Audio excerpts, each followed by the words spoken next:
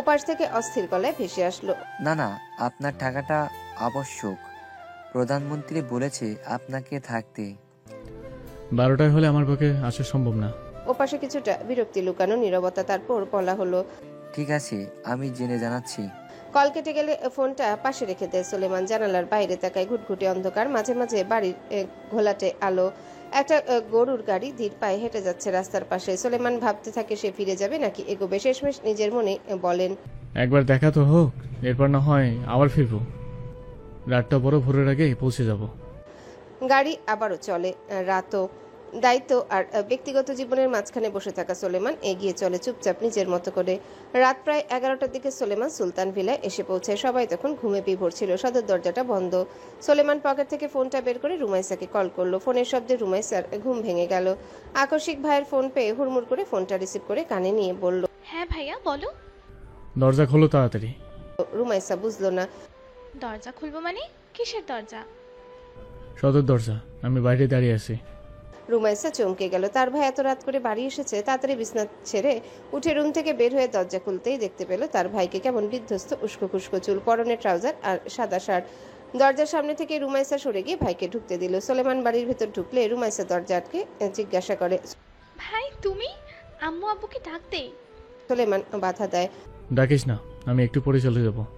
চলে যাবে মানে? মেরিন কোথায়? তোমার রুমে ঘুমিয়ে পড়েছে হয়তো। ঠিক আছে, তুই যা তোর রুমে।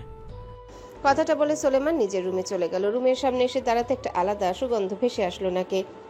সুলেমান কম্পিত বুক নিয়ে রুমের ভেতরে প্রবেশ করলো। ডিম লাইট জ্বালানো রুমে, জানালা খোলা। জানালা দিয়ে শীতল বাতাস আসছে রুমে।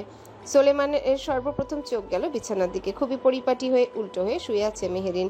পরক্ষণে চোখ গেল ড্রেসিং টেবিলে। ডিম লাইটের আলোয় সুলেমানের সুমুখ পারফিউমটা চমকাচ্ছে। চমকাবেই বা না কেন, এই পারফিউমের গায়ে রয়েছে 3571টি হীরা, 18 ক্যারেট সোনা, মুক্তা, রূপা।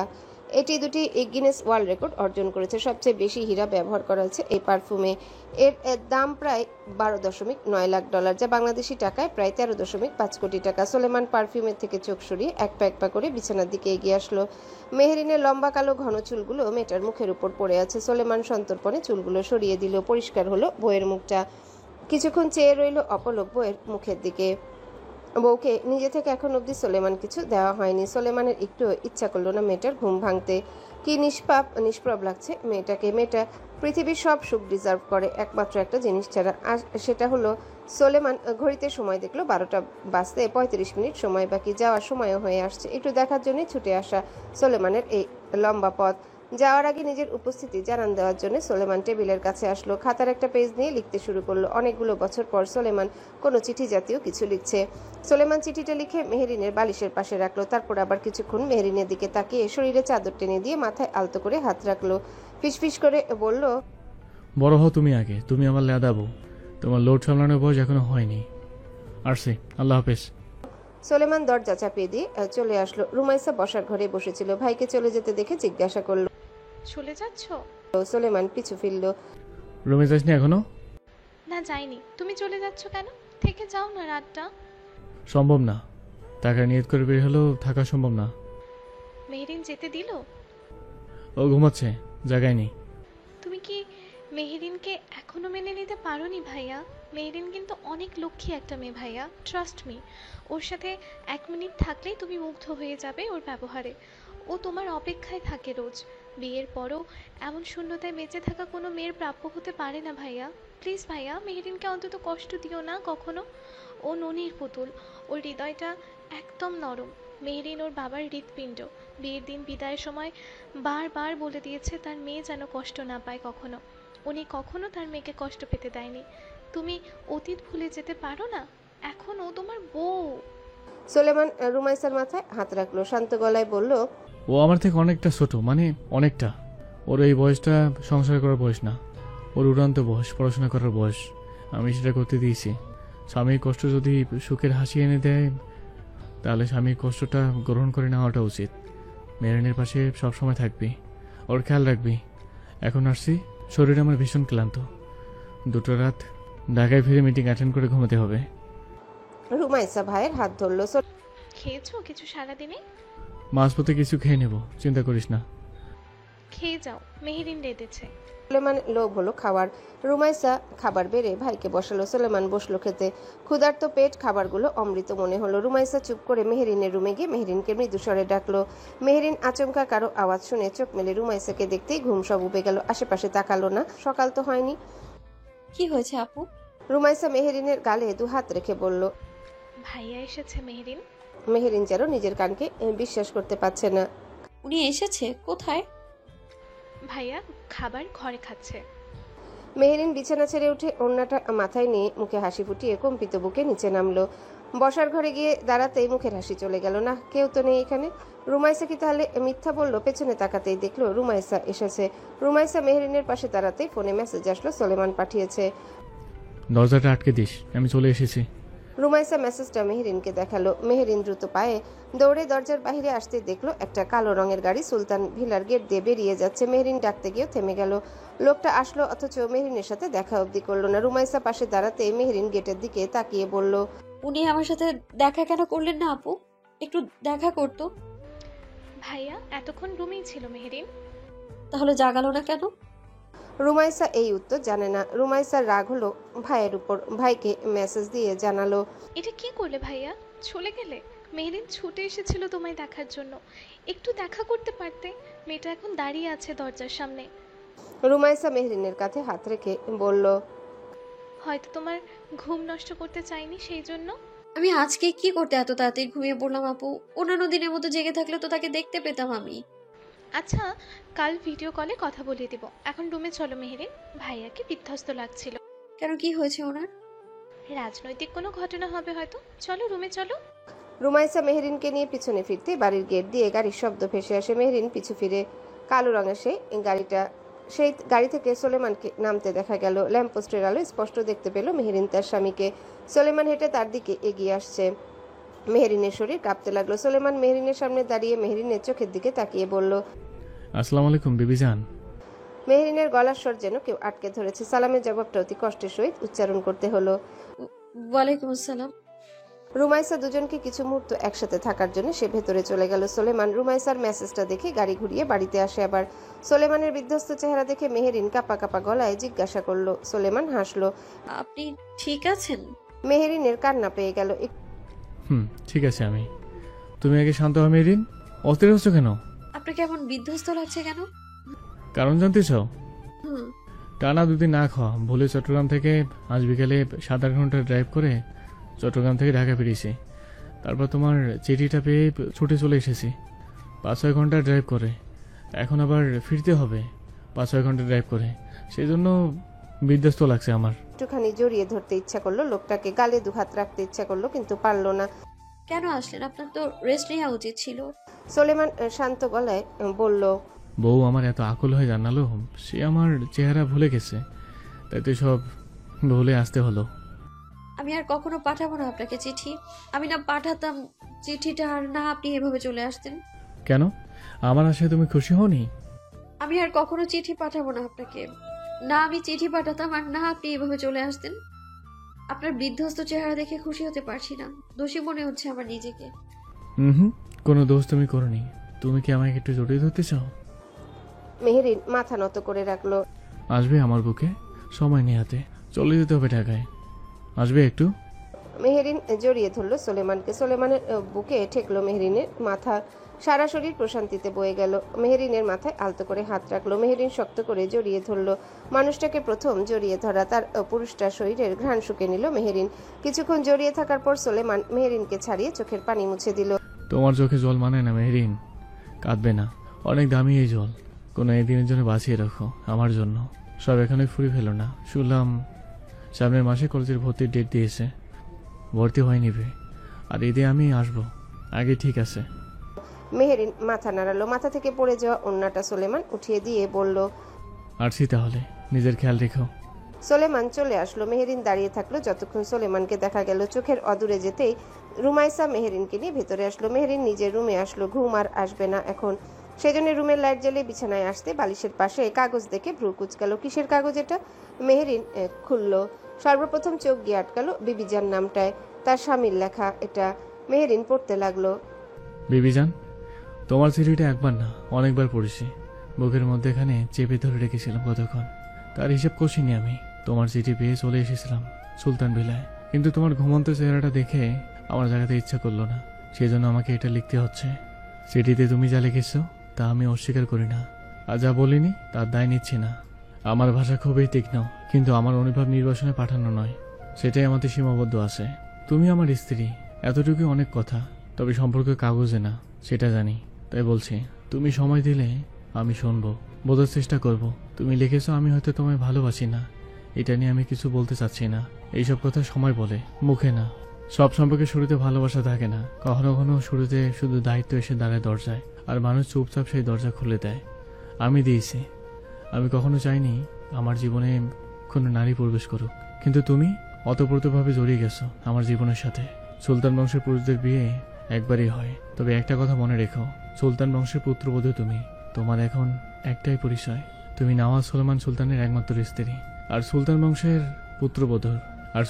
পুত্রবধূদের সম্মান থাকে সর্বোচ্চ উঁচুতে, মিনারের মতন। আমার জীবনে তোমার স্থানটা ঠিক সেই পর্যায়ে, আর মৃত্যুর আগ অব্দি সেখানেই থাকবে। এ নিয়ে কোনো সংশয় নেই মনে। তোমার আরও কিছু বলা ছিল, সরল নির্দ্বিধায়, যেগুলো জবাব সরাসরি দেওয়া যায় না, কারণ সব প্রশ্নের উত্তর হয় না। কিছু প্রশ্ন কেবল শোনার জন্য হয়। তুমি কি চাও সেটা আমি আন্দাজ করতে পারি, তবে বাস্তবতা অন্য কিছু জানান দেয়। সেই বাস্তবতার কাছে আমি তুমি দুজনেই বাধা। সর্বপ্রথম তুমি আমার দায়িত্ব, আর সেই দায়িত্ব মৃত্যুর আগ অব্দি আমি পালন করে যাব ইনশাআল্লাহ। ইতি, তোমার অপেক্ষা। চিঠিটা মেহেরিন বুকের মাঝে চেপে ধরলো, যত্ন সহকারে রেখে দিবে এটা মেহেরিন। সোলেমান ভোর 6টার দিকে ঢাকা ফিরে মিটিং অ্যাটেন্ড করে। মিটিংটা হলো গণভবনে। আওয়ামী লীগের প্রতিদ্বন্দ্বী শুধু একমাত্র বিএনপি না, তাদের সাথে যুক্ত আছে জামায়াত সহ আরও কিছু দল। এবারের মতন যেন আর চোখ রাঙাতে না পারে, সেজন্য কঠোর এক পদ্ধতি তোলা হয়েছে মিটিংয়ে, এবং সেটাই সামনে বাস্তবায়িত হবে। সোলেমানের এসব নিয়ে কোনো ইন্টারেস্ট নেই। সোলেমান এক কান দিয়ে শুনে অপর কান দিয়ে বের করে দেয়, কারণ প্রধানমন্ত্রীকে সোলেমান খুব ভালো মতোই চিনে। যখন যাকে প্রয়োজন হয় তখন তাকে ব্যবহার করে ব্যবহার শেষে মেরে ফেলেন। উনি এমন এক মানুষ যে যেদিন কারো হত্যার কথা থাকে সেদিন তিনি মৃত্যুর নিউজ শোনা না অবধি খাবার খান না, পাগলের মতো নিজের কক্ষে দৌড়াদৌড়ি করতে থাকেন। যেই মুহূর্তে তার কানে আসে কাঙ্ক্ষিত মানুষজন মরেছে, তখন তিনি পেট ভরে ভাত খান, উল্লাস করেন, মনে হয় তার ঈদ লেগেছে। তারপর চোখে জল মিশিয়ে সেজেগুজে সেই স্থানে যান মিডিয়ার সামনে শোক প্রকাশ করতে, লোকজনকে জানাতে আসলে তিনি কতটা ব্যথিত হয়েছেন। সোলেমান এই নিউজগুলো দেখে আর হাসে। মিডিয়ার সামনে প্রধানমন্ত্রীর কমন এক ডায়লগ সবসময় থাকে, স্বজন হারানোর ব্যথা কেমন হয় সেটা আমি জানি। অথচ তিনি যে কত স্বজনের বুকের হাড়গোড় চিবিয়ে খেয়েছে ইতিহাস ঘাটলে জানা যেত। সেই ইতিহাস যারা ঘেটেছে তাদেরই মৃত্যু হয়েছে। সেজন্য সোলেমান প্রধানমন্ত্রীর ব্যক্তিগত বিষয় নিয়ে কথা বলে না।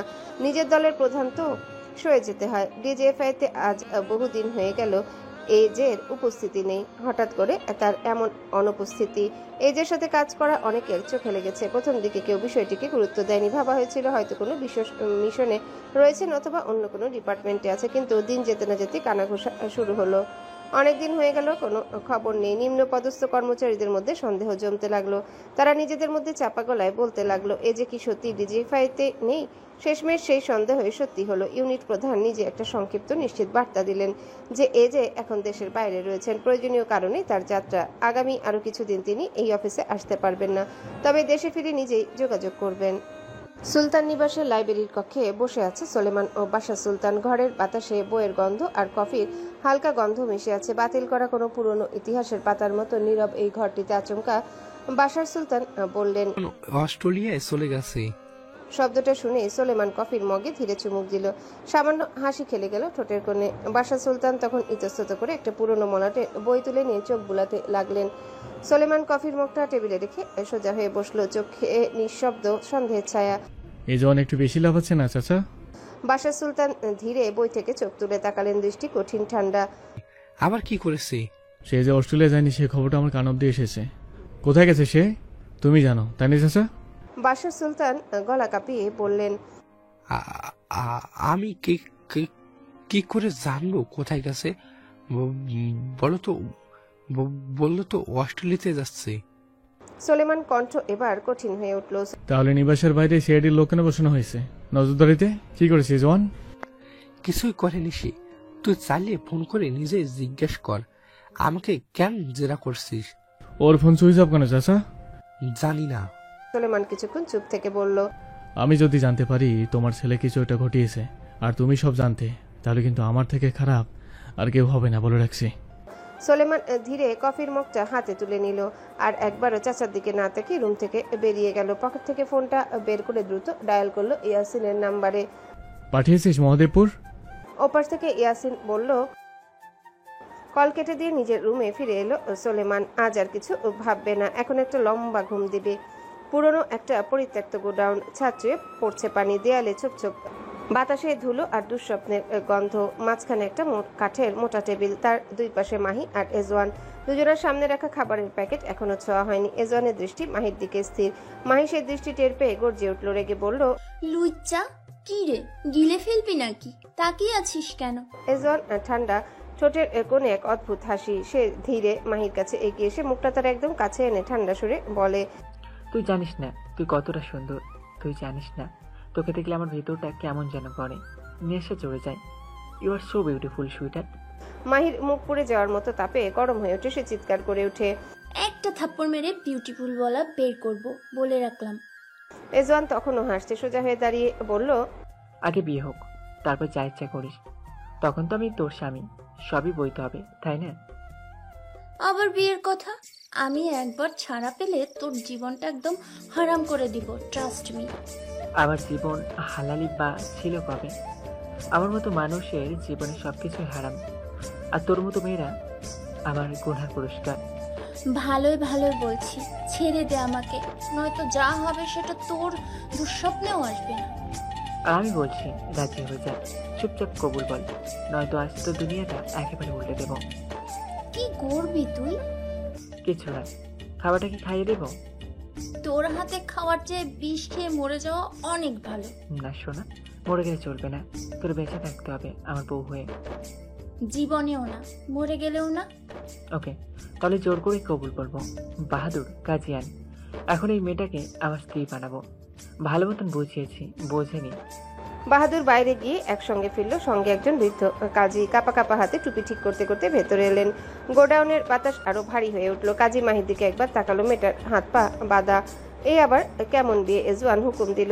বিয়ে পড়ানো শুরু কর কাজী। কাজী জড়ানো গলায় বলল, কিন্তু মেয়েটার তো হাত পা বাঁধা, এভাবে কি বিয়ে? এজওয়ানের চোখ ধূসর মেঘের মতো গাঢ় হয়ে উঠল। সে পকেট থেকে ঠান্ডা মাথায় বন্দুক বের করে কাজীর দিকে তাক করে বলল, তুই শাড়ি আইন শেখাতে এসছিস নাকি? যা বলছি তাই কর। কাজীর ঠোঁট শুকিয়ে গেল। সে মাহির দিকে তাকে কিছু বলার আগে মাহির আগে কাঁপতে কাঁপতে বলে, এই বৃদ্ধাটারে সরা আমার সামনে থেকে। আমি কবুল বলবো না, কোনো বিয়ে হবে না। মেয়ে তো রাজি না, বিয়ে করবে না বলছে। কাজীর কণ্ঠ আরো দুর্বল। এজওয়ান থেমে যায় না। মাহি, শেষবার বলছি, কবুল বলে দে। তোকে বিয়ে করতে বলছিস? তোকে তোকে বিয়ে করতে বলছিস? তোকে? আমি তোর মতো নোংরা মানুষের ছায়াও মারাবো না। বিয়ে করতে হলে সাফওয়ানকেই করব। সাফওয়ানের নাম শুনে যেন এজওয়ানের মুখ অন্ধকার হয়ে গেল। সেই মুহূর্তে মাহির গাল চেপে ধরে, চোখে ভয়াবহ দৃষ্টি নিয়ে গর্জে উঠল, একটা কথা কান করে শুনে রাখ, আমি তোর জীবনের হিরো নই, আমি তোর জীবনের ভিলেন। আর ভিলেনরা কখনো সাহায্য করে ভালোবাসে না, কান্না করে ভালোবাসার মানুষকেও নিজের করে নেয় না। ভিলেনরা ছিনিয়ে নেয়, হৃদয় ভেদ করে, আত্মা চুরমার করে, ভাঙা হৃদয়ে রক্ত ঝরিয়েও, চোখের সামনে দাঁড়িয়ে থেকেও, মুখে না শোনার পরও তারা জোর করে লিখে নেয় নিজেদের নাম কপালের ঠিক মাঝখানে। ভিলেনরা অপেক্ষা করে না, ভিলেনরা হাত চায় না, তারা হাত ধরে টেনে নেয়। ভিলেনরা ভালোবাসে না কারোর ইচ্ছে মতো, তারা ভালোবাসে নিজের সত্ত্বে। আর আমি ঠিক সেই রকমই। তোর না কেউ হ্যাঁ বানানোর সব মন্ত্র জানি, তো পিছু আমি ছাড়বো না, আমি ছিনিয়ে নেব তোকে চোখের সামনে নিয়তির বুক চিরে। আর রইল সাফওয়ান, ওর সাথে তোর মিল এই জন্মে অন্তত হবে না। তাই বলছি, কবুলটা বলে দে। আমাকে হিংস্র করে তুলিস না, আমাকে হিংস্র করে তুলিস না, তাহলে এমন সব কাজ করে বসবো তাতে তোরই সবচেয়ে বড় ক্ষতি হবে। তুই হুমকি দিচ্ছিস? না মাহি, সাবধান করছি, কবুল বল, নইলে তোর জীবন এমন কিছু ঘটবে আজ যেটা তুই কল্পনাও করতে পারবি না। বলবো না, যা পারিস কর। ওকে বাহাদুর, ওকে নিয়ে আয়। কাকে? মাহির কণ্ঠ কেঁপে ওঠে। এরপর সে যা দেখলো তা দেখে শরীর জমে গেল। বাহাদুর কোলে করে আনলো একটা ছোট্ট শিশু। কাছে আসতেই স্পষ্ট হলো ওটা মায়া। মায়া? তুই তুই আমাকে এখানে আনলি কেন? তোকে বাগিয়ে আনতে। জানোয়ার, ওকে ওর মায়ের কাছে ফিরিয়ে দে। ও শিশু, একটা দুধের শিশু, কাঁদছে ও। তুই রাজি হলেই দেব, না হলে? না হলে কি করবি? কি করব? বেশি কিছু করব না তো। প্রথমে মায়ের ছোট্ট দেহটাকে টকবকে গরম পানিতে ফেলে দেব। তেমন বেশি কিছু হবে না, মায়ের জাস্ট ঝলসে মরে যাবে। তারপর তারপর কি? তারপর তোর হাড্ডি হাড্ডি ভাঙবো। তারিকুলের বেটি, তাড়াতাড়ি কবুল বল বলছি, মাথা না খেয়ে। বলবো না। বাহাদুর, বাচ্চাটার ওই টকবকে গরম পানিতে ফেলে দেওয়ার ব্যবস্থা করা। শুনেছি অনেক সাধনার পর বাচ্চাটার মুখ দেখছে শাকিল আর ওর বউ। এখন ওই বাচ্চাটাকে হারালে তার জন্য দায় থাকবে মাহি। বাহাদুর মেয়েটাকে কোলে নিয়ে ফুটন্ত পানির কুয়ার পাশে এগিয়ে যায়। মাহির বুকটা কেঁপে ওঠে, নিঃশ্বাস বন্ধ হয়ে আসে। চোখের সামনে ফুটফুটে ছোট্ট মুখটা। মায়া সেই এক ফালি হাসির শিশু এখন কাঁদছে বুক ফাটা আরতিতে। মাহির কণ্ঠ শুকিয়ে আসে, গলা দিয়ে যেন কোনো শব্দই বের হতে চায় না। শরীর কাঁপে, মাথা ঝিমঝিম করে। মায়াকে কি করে আনলো? মনে মনে ঘুরতে থাকে অসংখ্য প্রশ্ন, কিন্তু জবাব একটাই, এজওয়ান সব পারে। হৃদয় নেই তার। মায়াকে মেরে ফেলতে তার হাত কাঁপবে না। মায়া তার কাছে কিছু না, কেবল একটা অস্ত্র মাত্র মাহিকে বিয়ে করার। মাহি কি করবে? সে তো ভালোবাসে সাফওয়ানকে। এই লোককে বিয়ে অসম্ভব। কিন্তু মায়াকে ছাড়া তার বোন বাঁচতে পারবে না। অনেক সাধনার মায়া তাদের। বাহাদুর কুয়ার ধারে গিয়ে দাঁড়ায়, তার হাত ধরতে যাচ্ছে গরম পানির ওপরে। মাহি কেঁপে ওঠে সেটা দেখে, আকস্মিক কণ্ঠ ফেটে চিৎকার করে বলে ওঠে, আমি রাজি। মায়া কিছু করিস না। এজওয়ান স্থির চোখে তাকিয়ে বলে, সত্যি বলছিস? মাহির চোখ থেকে এক ফোঁটা অশ্রু গড়িয়ে পড়ে, ঠোঁট কাঁপছে, ঘৃণা বুকটা টনটন করছে। হ্যাঁ, ওকে ফেরত দিয়ে আয় ওর মায়ের কাছে। ওর কোনো দোষ নেই। আগে কবুল বল, তারপর কাজী পড়ানো শুরু করবি। কাজী কাপা কণ্ঠে বলে। মহারানা কত বাধা হবে? এজওয়ান মাথা উঁচু করে বলল, আগে কবুল বল, তারপর কাজী পড়ানো শুরু করবি। সুলতান বাড়ির বউয়েরা যা চায় তাই বাধা হয়, মাহি যা চাইবে তাই বাঁধবি। কাজী মাহির দিকে তাকিয়ে বলল, আপনি কত টাকা চান মহারানায়? মাহি জ্বলন্ত চাহনি নিয়ে এজওয়ানের দিকে তাকিয়ে বলল, আমি যা চাইবো তাই দিবি? দিব, কথা দিলাম। এজওয়ান হেসে ওঠে, সেই ঠান্ডা হাড় কাঁপানো হাসি। তাই সই। কাজী লিখে দে, মহারানা হিসেবে আমার মৃত্যু। কাজী থতমত খেয়ে গেল। মহারানায় টাকা সম্পদ এগুলো বৈধ হয়? এজওয়ান হাত উঁচা করে কাজীকে থামিয়ে দিয়ে বলল, তোকে যা বলছি সেটাই লেখ। আপনি বুঝতে পারছেন না? মৃত্যু এটা কিভাবে মহারানা হতে পারে? এটা কিভাবে পরিশোধ করবেন? আমার মৃত্যু দিয়েই তুই চুপচাপ বিয়ে পড়ানো শুরু কর। আমার মৃত্যু আমি মাইকে মহারানা হিসেবে উৎসর্গ করলাম, সেটা পূরণ করে দিয়েই যাব। তার সাথে লেখ 5 টাকা। আপাতত পকেটে 5 টাকাই নোট আছে একটা। কাজী মনে মনে এজওয়ানকে পাগল ছাগল বলে গালি দিল। কথা না শুনলে আবার তাকেও মেরে ফেলতে পারে। নিজের জীবনকে মৃত্যুর দিকে ঠেলে দেওয়ার কোনো মানেই হয় না। কাজী মহারানা হিসেবে এজওয়ানের মৃত্যু আর 5 টাকা লিখে মাহিকে কবুল করতে বলল। মাহি চুপ, স্তব্ধ হয়ে বসে আছে। তার সামনে চিৎকার করছে মায়া। এক একটা কান্না যেন গলার ভেতরে ছুরি চালিয়ে দিচ্ছে। মাহির চোখ আটকে আছে, মায়ার চোখে বুক ফেটে কান্না আসছে, কিন্তু সে কাঁদে না, ঠোঁট কামড়ে ধরে বসে আছে। এজওয়ান হঠাৎ এগিয়ে আসে, চোখ লাল। কিরে, কবুল বলছিস না কেন? বল, এখনই বল, না হলে আমি ছুঁড়ে ফেলে দেবো বাচ্চাটাকে, বলে রাখলাম। এজওয়ান হাত বাড়ায়, মায়ের দিকে এগিয়ে যায়। মাহির সমস্ত জেদ, ঘৃণা, আত্মসম্মান সেই মুহূর্তে অসহায়ভাবে ভেঙে পড়ে।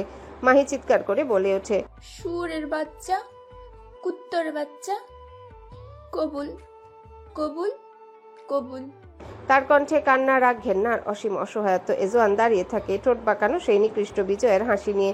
তারপরে এগিয়ে এসে নিজেও কবুল বলে। বিয়ে পড়ানো শেষ করে বাহাদুরকে বলে কাজীকে ব্যাংক থেকে টাকা তুলে দিয়ে দিতে। বাহাদুর মায়াকে এজওয়ানের কোলে দিয়ে কাজীকে নিয়ে চলে গেল। মাহি মায়ার দিকে তাকিয়ে আছে। বয়স তার কত হবে? 20 দিনও হয়নি। এই দুধের বাচ্চাকে নিয়ে মাহিকে হারিয়ে দিল। এজওয়ান মাহির হাতে পায়ের বাঁধন খুলে মায়াকে মাহির কোলে দিল। মাহির চোখ দিয়ে কয়েক ফোঁটা অশ্রু গড়ালো। অনেকগুলো বছর পর আজ মাহির চোখে জল আসলো। এজওয়ান মাহির চোখে জল মুছে দিতে চাইলে মাহি হাত দিয়ে থামিয়ে দিয়ে বলল, আমাকে একা থাকতে দেওয়া হোক। এজওয়ান কিছুক্ষণ মাহির দিকে তাকিয়ে চলে গেল। মাহি মায়াকে জড়িয়ে ধরে বা ডুকরে কেঁদে দিল। সাফওয়ানকে কি জবাব দিবে? সে বিয়ের প্রতিশ্রুতি দিয়ে অন্য কাউকে বিয়ে করে নিল। মাহি নিজেকে সবচেয়ে জঘন্য ব্যক্তি মনে হচ্ছে। কথা দিয়ে কথা রাখেনি সে। মায়াকে বাঁচাতে করতেই হলো এটা। তবে এজওয়ানকে সে ছাড়বে না। নিজেকে সে প্রতিজ্ঞা করলো সবচেয়ে জঘন্যতম নিকৃষ্ট এক মৃত্যু সে এজওয়ানকে দিবে। মাহি বিড়বিড় করে বলে উঠল, আমাকে ক্ষমা করে দিও সাফওয়ান। সন্ধ্যার পরপরই সুলতান ভিলা একটা পার্সেল এসেছিল। পার্সেলটা এসেছিল মেহেরিনের নামে। রুমাইসা পার্সেলটা নিয়ে মেহেরিনের রুমে এসে দেখলো মেহেরিন তখন পড়ার টেবিলে বসেছিল। রুমাইসা পার্সেলটা বিছানার উপর রেখে বলল, ভাবি তোমার পার্সেল আসছে। মেহেরিন অবাক হলো। জানি না, খুলে থাকো, আমি আসছি। রুমাইসা চলে গেল। মেহেরিন পার্সেলটা খুলতে শুরু করলো। খোলা শেষ হতে মেহেরিন দেখতে পেল একটা ফ্রেম জাতীয় কিছু। মেহেরিন ফ্রেমটা সোজা করতেই মুহূর্তে চোখের সামনে ভেসে উঠল একজনের ছবি।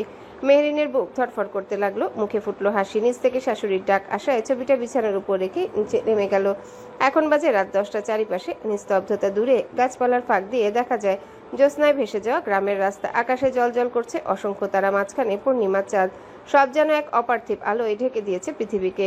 ব্যালকনির এক কোণে বসে আছে মেহেরিন। পরনে তার সাদা জর্জেট সালোয়ার কামিজ, মাথায় হালকা করে ওড়না, লম্বা চুল পিঠ বেয়ে নেমে এসেছে। মেহেরিন দুপা এক পাশে দিয়ে দেয়ালে হেলান দিয়ে বসে আছে ব্যালকনির ফ্লোরে।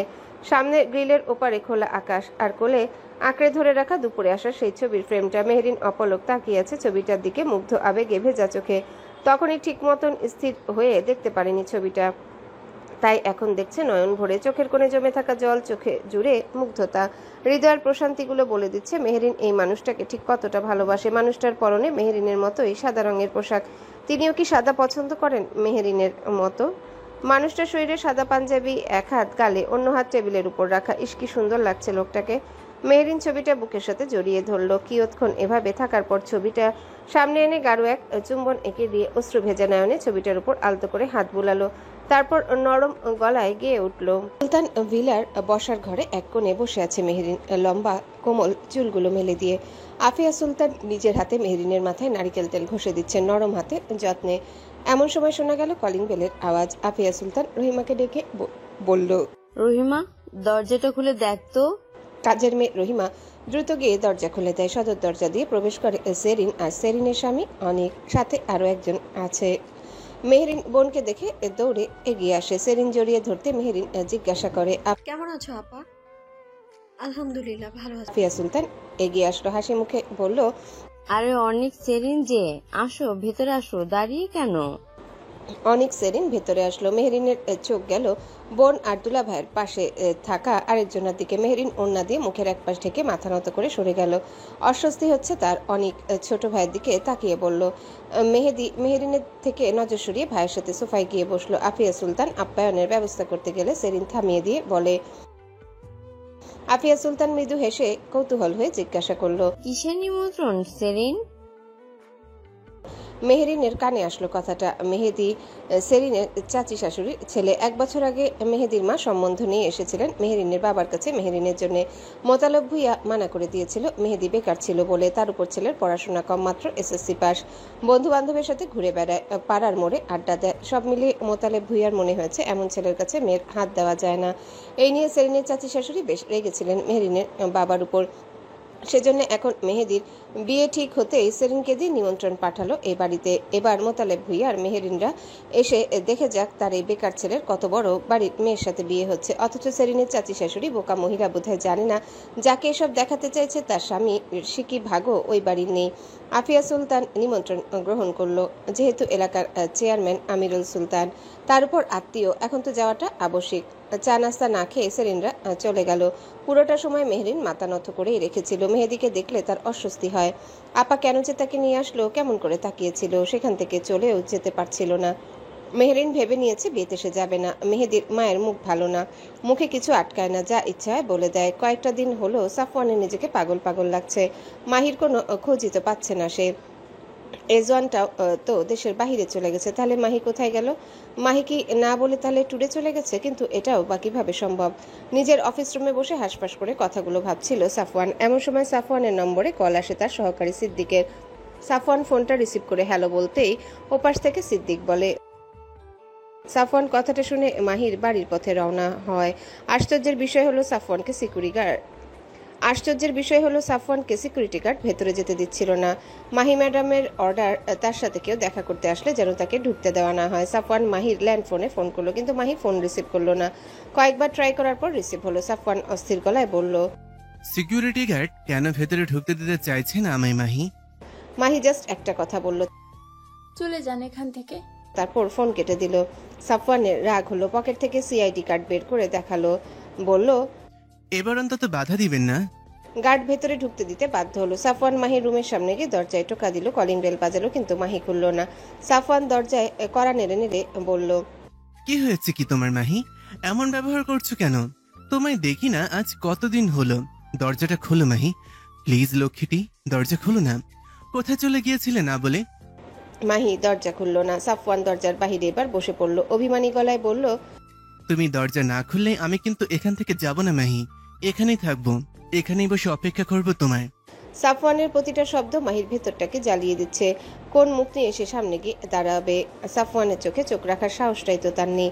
কি করে বলবে তার সাথে ঘটা কথাগুলো? কি করে বলবে সে এখন বিবাহিত না? মাহি এই বিয়ে মানে না, আর মাহি দরজাও খুলবে না। একটা সময় ঠিক চলে যাবে সাফওয়ান। রাত 1টার সময় মাহি দরজা খুললো, সামনে তাকিয়ে দেখলো না সাফওয়ান নেই। তপ্ত শ্বাস ফেলে দরজা আটকাতে নিলে দরজার পাশে বসে থাকা সাফওয়ান উঠে দাঁড়িয়ে দরজা আটকাতে বাধা দিল। মাহি চমকে উঠল, কেমন বিধ্বস্ত লাগছে সাফওয়ানকে। সাফওয়ানের মুখ মাহির মুখের কাছে, একে অপরের নিঃশ্বাস পড়ছে মুখে। সাফওয়ান মাহির গালে হাত রাখলো, মাহি কেঁপে উঠল। দেখা করছো না কেন আমার সাথে? কি হয়েছে কি তোমার মাহি? মাহি নিজেকে শক্ত করলো, গাল থেকে সাফওয়ানের হাত সরিয়ে দিয়ে বলল, হ্যালো বন্ধুরা, পরবর্তী পার্ট খুব তাড়াতাড়ি আসবে, তো সবাই অপেক্ষায় থাকো। আর চ্যানেলটি যারা এখনো সাবস্ক্রাইব করোনি তারা পরবর্তী পার্ট দেখার জন্য চ্যানেলটি সাবস্ক্রাইব করে রেখো। ধন্যবাদ সবাইকে, আমাদের সাথেই থেকো।